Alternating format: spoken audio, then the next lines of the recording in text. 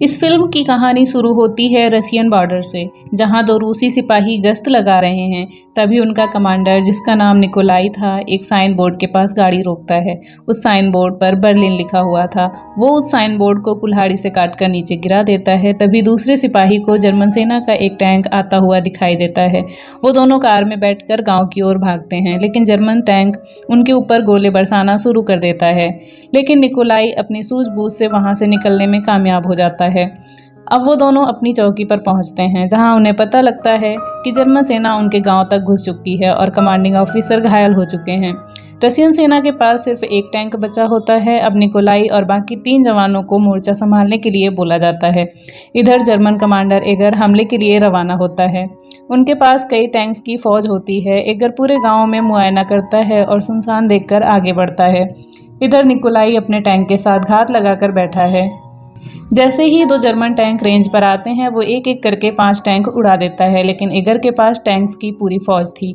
आखिर वो निकोलाई और उसके साथियों को बंधक बनाकर जर्मनी ले जाता है और एक कंसंट्रेशन कैंप में कैद कर देता है। एक दिन एगर एक यहूदी ट्रांसलेटर लड़की, जिसका नाम आन्या था, को लेकर निकोलाई के पास जाता है और कहता है कि जर्मन सरकार ने तुम्हें मौत की सजा सुनाई है, लेकिन एक शर्त पर मैं तुम्हारी मौत की सजा को टाल सकता हूँ। शर्त ये थी कि निकोलाई और उसके साथियों को जर्मन सिपाहियों को टैंक की ट्रेनिंग देनी थी। पहले तो निकोलाई मना कर देता है। इस पर एगर अन्या पर पिस्तौल तान देता है और कहता है, अगर तुमने हाँ नहीं कहा तो मैं इसे मार दूंगा। उसे बचाने के लिए निकोलाई हाँ कर देता है। अब एगर निकोलाई को एक टैंक दिखाता है, जिसे जर्मन जंग के मैदान से लाए होते हैं। टैंक एकदम खस्ता हाल। एगर बताता है कि तुम्हें और तुम्हारे साथियों को इसी टैंक से हमारे सिपाहियों के साथ युद्धाभ्यास करना होगा। इस युद्धाभ्यास में तुम्हारे पास कोई गोला बारूद नहीं होगा, जबकि हमारे टैंक्स असली गोला बारूद से तुम्हारे ऊपर हमला करेंगे। एगर निकोलाई को टैंक रिपेयर करने के लिए 1 हफ्ते का समय देता है। निकोलाई टैंक के अंदर जाकर देखता है कि टैंक के अंदर रूसी सिपाहियों की लाशें पड़ी हैं। इसके अलावा वहां पर काफ़ी गोला बारूद होता है, जिसके बारे में एगर को पता नहीं होता। निकोलाई एगर से कहता है कि मुझे अपने साथियों को सम्मानपूर्वक दफन करने की आज़ादी चाहिए। एगर मान जाता है। निकोलाई बड़ी चालाकी से सारा गोला बारूद लाशों के साथ ही दफना देता है।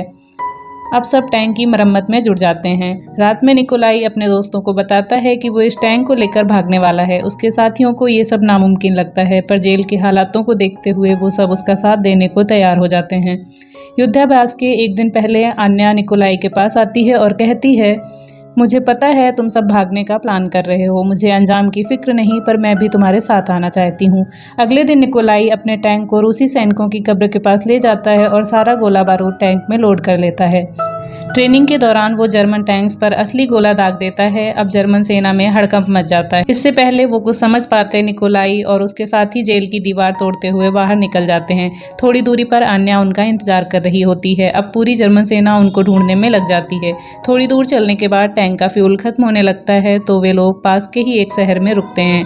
वहाँ के लोग उन्हें देखकर डर जाते हैं और खाने पीने की खूब सारी चीजें दे देते हैं। वो लोग वहाँ से फ्यूल भरकर आगे बढ़ जाते हैं। वो आगे बढ़ रहे होते हैं, तभी घात लगाकर बैठी जर्मन सेना उन पर हमला बोल देती है। वो टैंक को लेकर जंगल में घुस जाते हैं। थोड़ी देर में रात हो जाती है और वे सब वहीं आराम करते हैं। सुबह उनकी नींद खुलती है तो उन्हें पहाड़ के नीचे जर्मन सेना दिखाई देती है। अब वे आन्या से कहते हैं कि तुम पैदल प्राग की तरफ चलती जाना, अगर हम जिंदा बचे तो हम तुम्हें वहीं मिलेंगे। थोड़ी देर में एगर और निकोलाई फिर से आमने सामने होते हैं। उन दोनों के टैंक एक ब्रिज के ऊपर होते हैं। वे दोनों पूरी रफ्तार से एक दूसरे की ओर आगे बढ़ते हैं। दोनों एक दूसरे पर गोला दाग देते हैं, जिससे एगर के टैंक की चैन टूट जाती है और उसका टैंक ब्रिज से नीचे गिर जाता है। एगर मदद के लिए निकोलाई की तरफ हाथ बढ़ाता है, तो वो भी अपना हाथ आगे बढ़ा देता है। एगर सम्मान में निकोलाई से हाथ मिलाता है और फिर उसका हाथ छोड़कर अपने टैंक सहित ब्रिज के नीचे गिरकर मर जाता है। अब निकोलाई बॉर्डर क्रॉस करके अन्या से मिलता है और वहां से वो अपने देश सुरक्षित लौट जाता है।